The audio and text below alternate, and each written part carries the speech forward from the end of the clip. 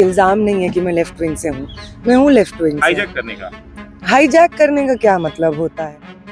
उमर खालिद की रिहाई की बात हो या आजादी के नारे की बात हो, ये तमाम चीजें राजनीतिक इश्यूज हैं। का संगठन उनका 10 तारीख को कॉल है। सवाल ये कि आप लोगों ने 3 दिन पहले क्यों किया? जब आप झारखंड के छात्रों को न्याय दिलाने के लिए पहुंची थी तो साथ में मार्च करते तो ज्यादा बेटर होता है। देश में अगर पेपर लीक से आजादी के नारे आम छात्र लगा रहे हैं, बेरोजगारी से आजादी के नारे आम छात्र लगा रहे हैं, तो इस देश के हर नागरिक का अधिकार है। वो अनकॉन्स्टिट्यूशनल है? नहीं है। क्रिमिनल है? नहीं है। नहीं, ये दुख वो अपने अंदर दबा लें। अगर वो शिक्षा मंत्री के इस्तीफे का दुख दबा सकते हैं तो इस चीज का भी दुख दबा लें कि छात्र समर्थन में हमारे साथ थे। हम जेपीएससी आंदोलन को लेकर के नेहा बोरा का रांची आना हुआ, पहले आपको क्या दिखा इस पूरे प्रोटेस्ट को देख करके? कितनी मजबूती दिखी? और कुछ अगर आपको इसमें लगा कि यहाँ पर इस चीज़ की आवश्यकता है, चूक है, तो उसके बारे में बताएं पहले। नहीं, इसमें क्यों लगा क्या लगा का तो कोई सवाल नहीं है। आम छात्र अपने शिक्षा रोजगार के मुद्दे पे संघर्ष कर रहे थे। हम जान रहे हैं, जेपीएससी का पूरा इतिहास हमारे साथी ने जब हम फ़ोन करके पूछे तो बताया कि पहले दूसरे से लेकर के अभी 14वें जेपीएससी तक लगातार छात्रों को निराश करने का जेपीएससी का इतिहास रहा है। तो इसलिए यहाँ पे स्टूडेंट्स बैठे हुए थे, भूख हड़ताल पे थे, अनिश्चितकालीन धरने पे थे, तो इसलिए हम यहाँ पे समर्थन करने आए। आयशा के साथी खुद पहले दिन से टेंट पे बैठे हुए थे, तो उन्हीं का समर्थन, उन्हीं के साथ हम लोग आए। नेहा बोरा के ऊपर कल से लेकर अब तक, जब तक आपकी मौजूदगी झारखंड में रही, एक आरोप ये लगाया गया, आप यू कैन चूज रिस्पॉन्ड और नॉट, कि नेहा बोरा लेफ्ट विंग से संबंध रखती हैं और ये पूरा प्रोटेस्ट जो है उसको हाईजैक करने की कोशिश की गई। ये आरोप राइट विंग के जो छात्र नेता हैं या जो संबंध रखते हैं उन्होंने लगाया। तो क्या ऐसा है कि नेहा बोरा के मन में ये चीजें थी कि ये पूरा आंदोलन कहीं ना कहीं मेरे माथे पे आएगा तो एक ग्राफ पे बढ़ना चाहिए, झारखंड में और प्रेजेंस मजबूत होगी? देखिए, पहली बात तो ये इल्ज़ाम नहीं है कि मैं लेफ्ट विंग से हूँ, मैं हूँ लेफ्ट विंग से। हाईजैक करने का क्या मतलब होता है? आपके लोग, इतना बड़ा आंदोलन लगभग 2 महीने का देश भर में चला, आपके लोग नज़र मारने भी नहीं आए। और झारखंड में आपको मौका मिला कि यहाँ पे जिस झारखंड को सालों साल हमने बर्बाद किया है, हमारे हाथ से उसकी सत्ता गई है, तो अब हमारे पास मौका है कि वहाँ पे फिर से कब्जा करें। तो यहाँ पे छात्र हित में बात करने का नाम लेकर के आप इस मूवमेंट में बैठे हुए हैं, अच्छी बात है। कम से कम समर्थन करने के लिए आपके 4 लोग तो बैठे हैं। लेकिन हाईजैक करने की बात जहाँ तक आती है, मैंने क्या किया? मैं वहाँ पे गई, भूख हड़ताल पे जो साथी बैठे थे उनसे मैं मिली।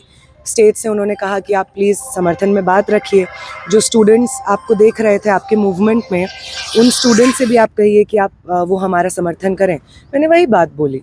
जो मुद्दे मैंने जिन मुद्दों का समर्थन किया वो सब मुद्दे उन्हीं स्टूडेंट्स के मुद्दे हैं जो जयपाल सिंह मुंडा स्टेडियम में बैठे हुए हैं। तो हाईजैक करने का कोई मतलब नहीं होता है। स्टूडेंट्स के इशू पे आप समर्थन देते हैं और अगर स्टूडेंट्स इस चीज़ को अप्रिशिएट करते हैं तो उसको हाईजैक करना नहीं कहते हैं। छात्र आंदोलन के प्रति प्रतिबद्ध रहना करते हैं। ऑफ कोर्स एबीवीपी और भाजपा को ये नहीं पता है कि इसका क्या मतलब होता है।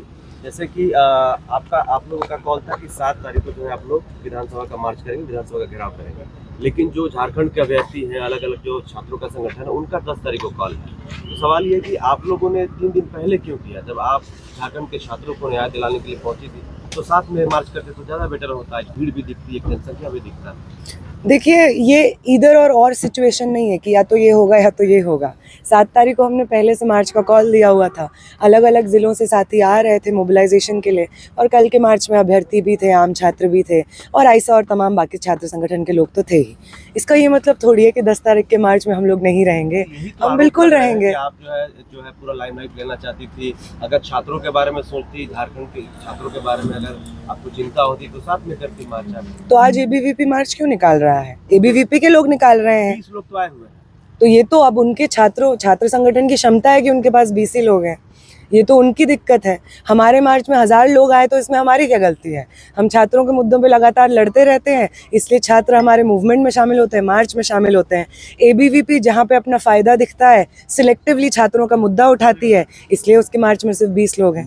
मैडम, आपके ऊपर स्याही फेंकी गई। इसके पहले भी हम लोगों ने देखा है बड़े बड़े नेताओं के ऊपर, जैसे अरविंद केजरीवाल हो गए, और भी लोगों के ऊपर स्याही फेंकी गई है। क्या विचारधारा को लेके लोग ऐसा विरोध करते हैं या फिर कुछ और कारण है इसके ऊपर? देखिए, कारण तो बहुत सिंपल है।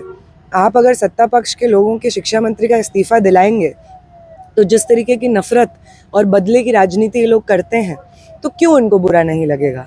तो अपने शिक्षा मंत्री को कुर्सी से बेदखल करने का बदला ले रहे होंगे वो।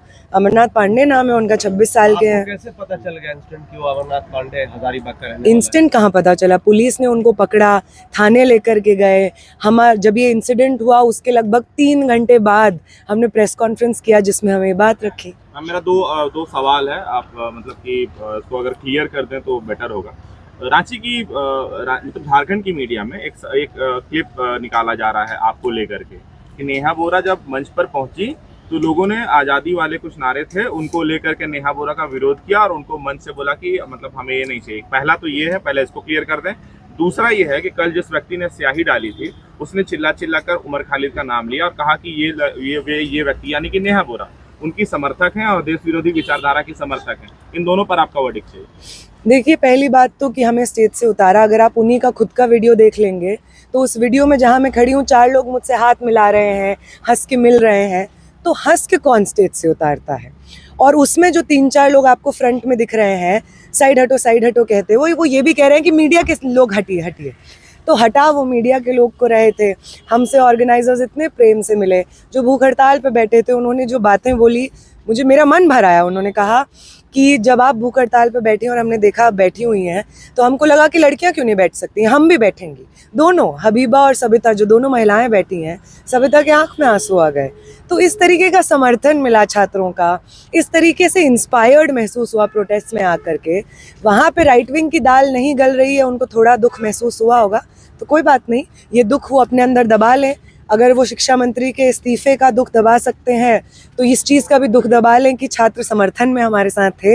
और दूसरा कि आपने बोला कि कुछ नारे लगे उमर खालिद को लेकर के। हाँ, मैं ये बात पूछना चाहूँगी, उमर खालिद की रिहाई की बात हो या आज़ादी के नारे की बात हो, ये तमाम चीज़ें राजनीतिक इश्यूज़ हैं।